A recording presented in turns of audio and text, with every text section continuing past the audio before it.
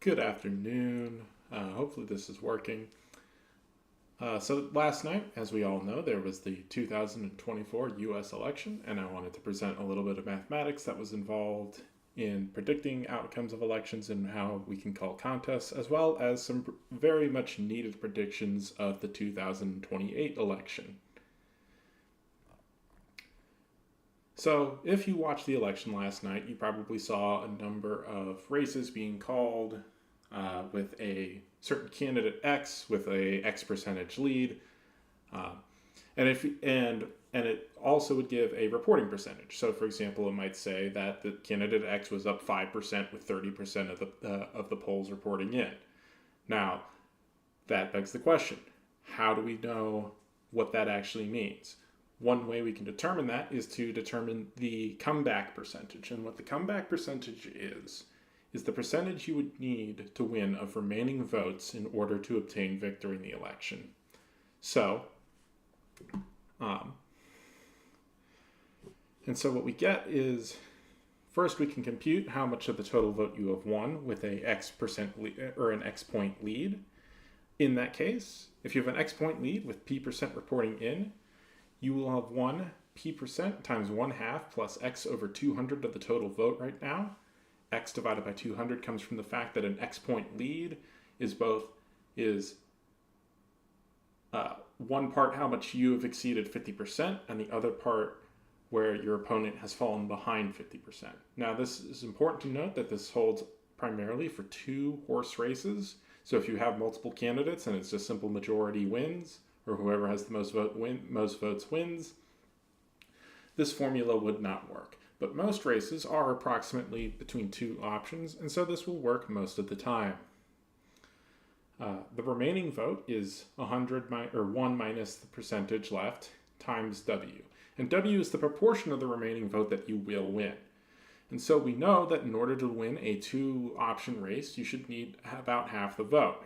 Therefore, if you take the previous votes and the future votes, they have to be equal to at least 1/2. And what this gives us is it gives us a formula for the percentage we would need to win in the remaining votes in order to achieve victory. This has been scaled now such that whatever number you get out, what the numbers P and W that you plug in and get out of are raw percentages, and X is the number of points of margin you have in victory. So this diagram here captures precisely that. So percentage reporting P, so we'll have some stuff at 0%, 20%, 40%, 60, and 80%. And along the y-axis, you have the current present margin of victory. And so what you see a number of different important contours. In the upper right corner, you see a green contour that says 0. What that means is that you have locked up the race. You have already won the race. Any votes that come in after that will not change the outcome. You have already won at least half the vote. Likewise, the 100 line in the red on the lower right corner indicates that you would need 100% of the remaining vote coming in order to win there. And all the intermediate lines would say, of the remaining votes, you need to win 52, 44, 46%, depending on where you fall in. So if you're winning, it means that, you don't need to win you don't need to win 50% to get that 50% threshold. You've built a lead. It tells you how comfortable that lead is. And if you're behind, it tells you how far behind and how likely it is you are to pull things off.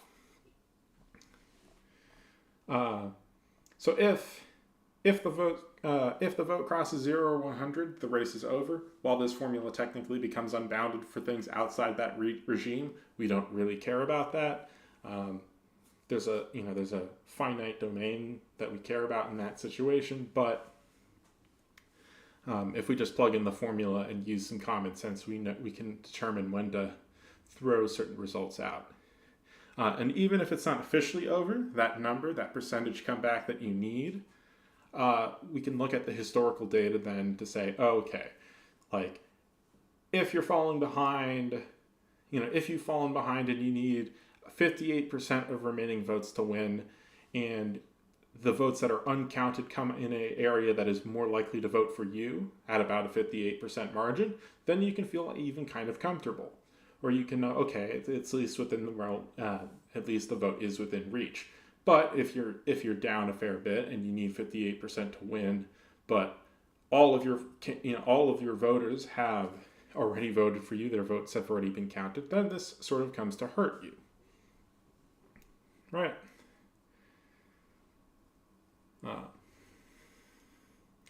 And the reason why I didn't post anything about this previously was because this was just something I did on the back of a napkin basically last night while watching the election to figure out what was going on. And then I conjured up this plot earlier today. Some caveats to it, of course, is that this only really works in binary option races where it's one candidate or the other. And generally speaking, at least in the United States, this is a pretty good bet. We live in a system where, okay, it's either a yes or a no for a proposition or an amendment or a bill, or it's candidate X or candidate Y. There's very third-party candidates do not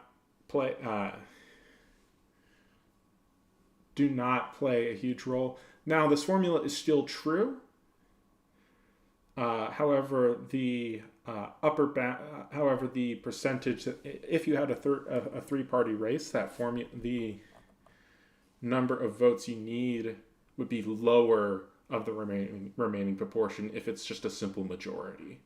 This is sort of a worst-case scenario where it's only 2 and you need to get above 50%.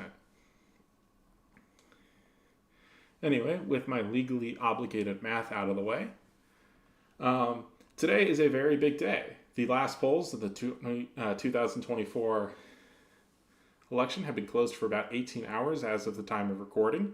We've waited very long for this day. It is the start of the 2028 election cycle, baby. Let's go. Here we go. I don't see any polls out yet from Nate Silver, from all the other pollsters out there. They're slacking, they're sleeping. So we got to get on top of this. And so this presentation is going to go into some of the candidates who might run for the 2028 presidential election cycle.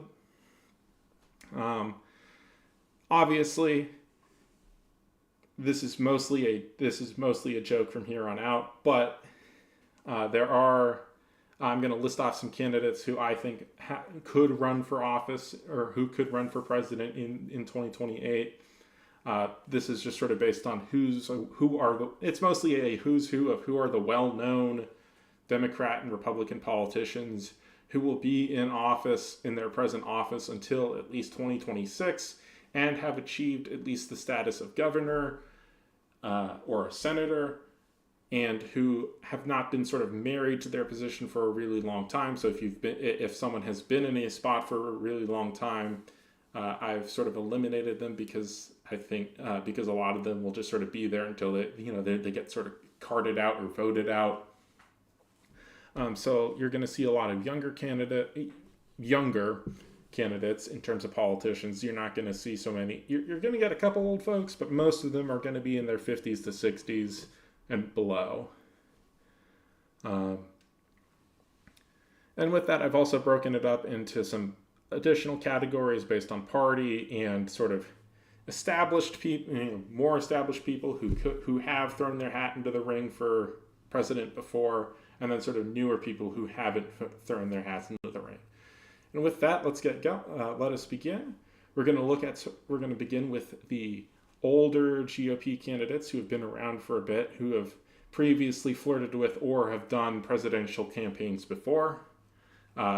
This is in no order of preference. It's been sorted alphabetically by their first name. So up first, we have J.D. Vance. He is the vice president-elect at this stage.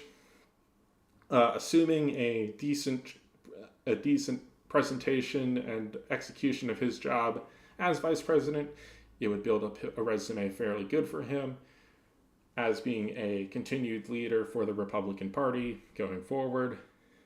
I don't think I need to say much more about this. Vice presidents tend to go on to run again for president. And if not in 2028, then certainly 2032, I would see a possible Vance run for president. Up next would be Marco Rubio. He ran back in 2016 in the wide open Republican field. In 2028, the field is going to be once again very wide open, so he might emerge from his time in the Senate to make another push at it. He's definitely a bit quieter these days than he was in 2016, but I would not be surprised to see him up there at all. Another person who I would expect to run would probably be Nikki Haley. She was the last to leave the primary in 2024 in the Republican side. The only one who put up a substantial contest against Trump. Granted, she didn't win very much in 2024, but she did go on. But she's held out to the end, which is a solid sign for a future run. Next, we have Rand Paul. He also ran in 2016. He would represent a more libertarian-esque part of the Republican Party. It's unsure if he would gain a lot of popularity, but he might run again. He's been around just long enough where a run for president might actually work again.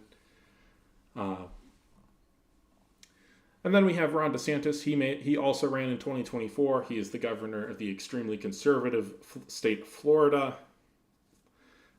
He has a lot of bona fides in the Republican Party as far as being an effective Republican politician in his state, and he might try to leverage that to a run to president. And then there's Ted Cruz, who also ran in 2016 and was the last man standing against Trump. And again, a senator from Texas, a very strong figure within the GOP, and is getting at about that age where, a presidential run is definitely not out of the range of possibility. These are folks, all of these guys so far are folks that we've heard a lot from over the past decade or so, and it would not be surprising to hear more from them in the future. And then there's also Vivek Ramaswamy, who's not a career politician per se, but he did run a notable campaign in 2020 on the Republican side. It would not be surprising if he did so again. Would he make it very far? I personally don't think so, but who knows? Now we're going to look at some newer candidates for the GOP. These are people who have only been in the Senate for a couple of years and might use a brief stint in the Senate as a sort of stepping stone towards a presidential push. You can think about it like what Barack Obama did in 2008. He was only a senator for a few years prior before making his push. You can make a similar case with regards to J.D. Vance did that. He was only in the Senate for a few years before being named the vice president. So these are going to be a lot of senators and governors from conservative states who are on the younger end of things and who have only been in power for a short amount of time.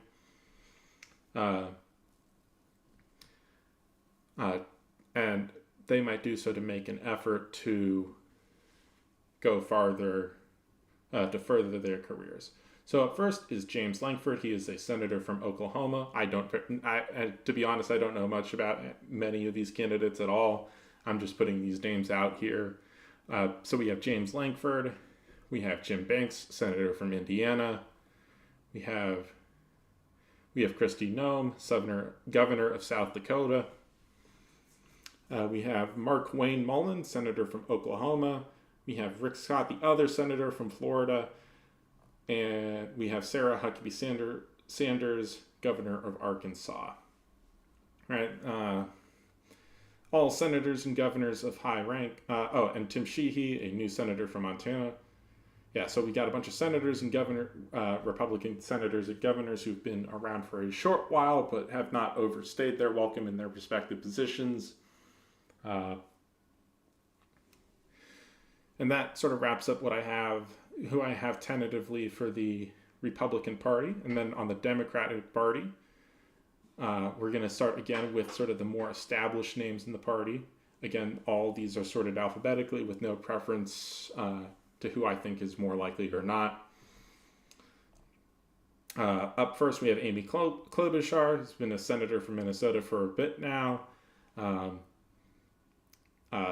Might be very popular in an effort to sort of win the Midwest again, which was a similar reason to why Tim Walz seems to have been nominated for the Democratic vice presidency this last go around. We have Gavin Newsom, the governor of California, sort of that bastion of democratic values and rights. We have Pete Buttigieg. He made a previous run in 2020. Might throw his hat in the ring again. He has served as Secretary of Transportation in the government. And then we have sort of, again, a bunch of newer candidates. Again, these are going to be governors. Most of these are going to be governors and senators from various